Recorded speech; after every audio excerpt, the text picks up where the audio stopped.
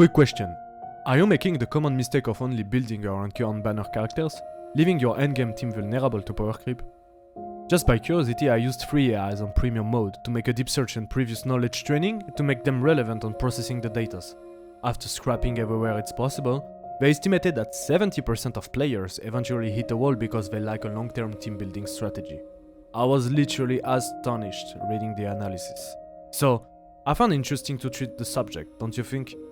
This video I cooked will provide you, I hope, the ultimate solution, guiding you beyond temporary trends to craft an ideal, synergistic endgame composition that will stand the test of time, saving you countless hours and resources. Just like de-influencing is to ditch pointless purchases, it's time to de-banner influence your team building.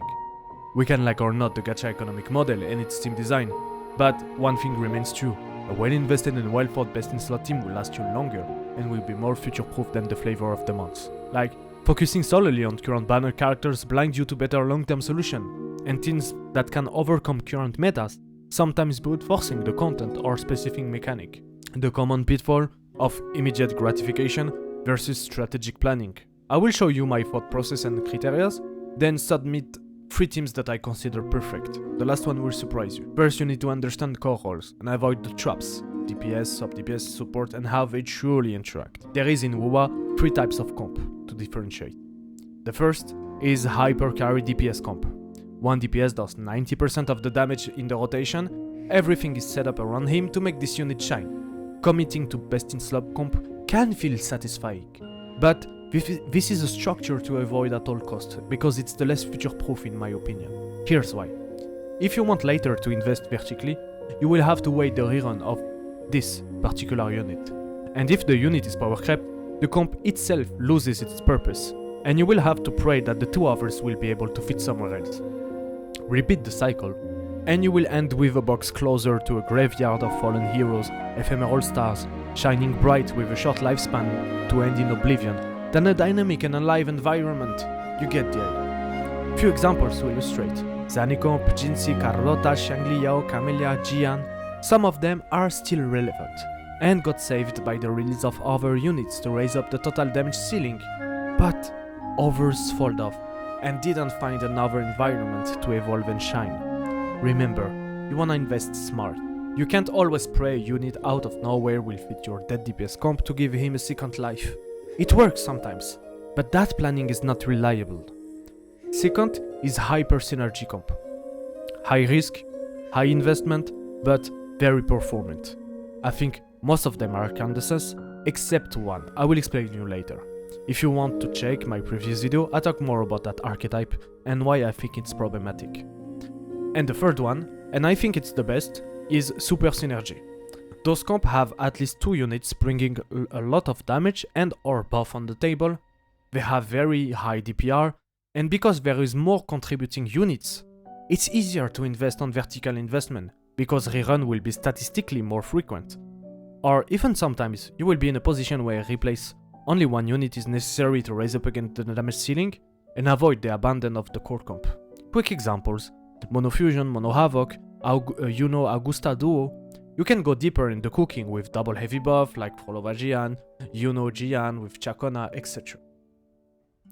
Second part of the thought process is thinking beyond raw stats.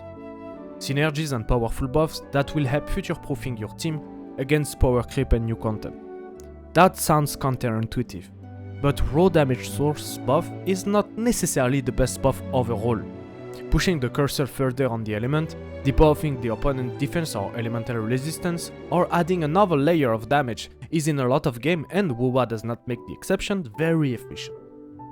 Elemental damage, debuff amplification, damage deepen, and ignore defense are the most efficient one, because it doesn't solely rely on you, but lower the difficulty you face.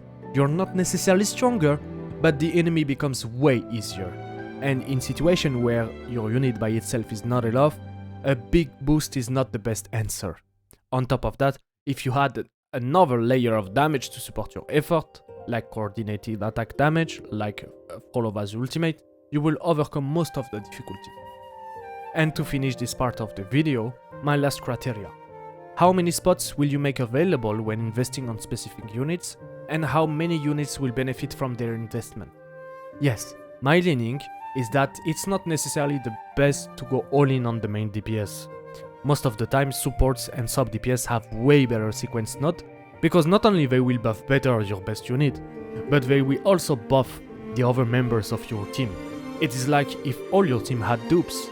And in some situation, having specific sequence node on a DPS kinda liberate the spot taken by your unit you will need somewhere else to be efficient in a TOA or WIWA run. So depending on your comps, it's primordial to watch which sequence or weapon is the most beneficial overall, and not just for the unit.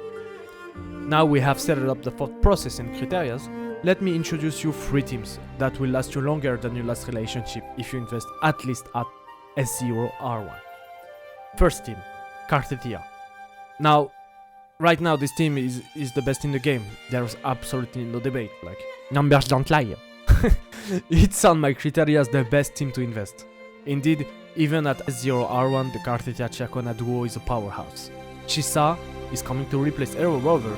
The damage ceiling of this team gonna raise once again while also adding a layer of debuff, with 24% debuff, with a part applied every time a unit will inflict and or trigger a dot.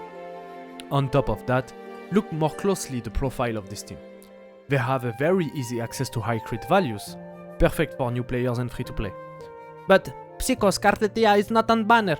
Last patch we had the Chakona rerun. Next patch we will have Chisa, which is the dedicated universal support for every team using elemental debuff. And before we had Phoebe and Zani rerun, who will also benefit from Chisa. I can assure you she will rerun very soon. Now let's talk about future proofness. When you invest on Chakona's weapon, your Cartetia will benefit of 10% aero res reduction, very valuable future proof buff. And then let's say you wanna invest at next rerun. Cartetia's S1 is only plus 12% damage improvement, but here comes the crazy part.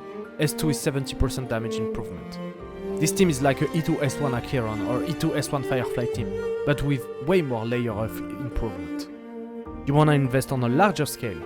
Chakona's S2 is buffing 40% aero damage to all your team. Imagine the potential and how much units will benefit in a comp like Chakona, Yun or Jian, strong in TOA and WIWA. The total benefit is huge. The second team is Mono Havoc, or its variation, Mommy and Waifus. To be fair, I prefer the variation, Frolova, Cantarella and Shorekeeper. I tested also the best in slot comp with Rocha, and to be fair the damage doesn't change a lot, close to nothing. But if I had to choose between owning a Rocha and or Shorekeeper, my choice is already made. I choose Shorekeeper 100% because Rocha is close to be on a downward slope, while Shorekeeper still is and will remain a great support, whatever the kind of team you wanna fill her in, because you can't power creep crit values as above. Now let's dive in that comp and see how this team is a go-to. First, Cantarella. Havoc buff, resonance skill buff, heals coordinated attack damage, stacks echo damage for some characters to come, and while dealing the best damage amongst the healer category, she has access to 12% Havoc defense ignore with her weapon, so also future proof in terms of mechanics and stat buff. A ultimate jack of all trades. Then Frolova. Buffs heavy attack, so viable with a lot of units like Gian, Augusta and Galbrena, stacks echo skill, best unit in WIWA, or field damage source, which is a great extra layer of damage, and a great outplay potential in tough endgame rooms. Here's why, the longer she is in the fight, the more powerful she is. Also, owning her weapon is a humongous buff for her, not just for pure damage, but a very precious defense ignore buff applied. And Shorekeeper, the OG wife. Do I really need to explain how cracked she is? On top of being the nurse pushing the WUWA wheelchair, every type of investment you will make on her will benefit almost every character in the box. Even, let's say you wanna skip Chisa. I hate you, but you have the right. But you wanna plan to invest on Inverse now to get a S2 R1 Cartetia. You don't need Aero Rover anymore, and you raise up again the damage ceiling of the comp. Or, other option, you have a comp who can last you still few months, but it's not worth to invest on their dupes. S2 Shorekeeper will give a 40% attack buff, benefiting almost every unit of your box. And third and last team, we have two choices. The first choice is more core comp, because I think the best in slot is not complete yet. I'm talking about Yuno and Augusta duo. In my opinion, the third unit to complete is not released yet. What can we say? You know he's OP. Her S2 buffs all the team with 40% attack buff. She's the best heavy attack buffer. She shields, heals. Having her invested will benefit this comp a lot, but also every hero and the heavy attackers. Augusta is a powerhouse, benefiting of defense ignore when she has R1, and is viable with a 4-4-1-1-1 setup, which is not negligible for free-to-players and new players. She has buffing outro, allowing you to add another DPS if later you need to raise the total damage ceiling of the rotation. You have probably seen plenty of guides about that, but I really want to focus on option 2. Save as Strides. Skip Yasuo, unless you really want it, but the plan is to skip him. Pull Chisa, pull Showkeeper on the beginner banner, invest on Havoc Rover, Danjin, Sanhua, Verena, and wait. I'm not even joking. It's a gacha game, so you know that you will always need to look forward in a pulling plan. And there is no better prepared field than possessing the only 2 must pulls of the game, to then structure your box with what's about to release after.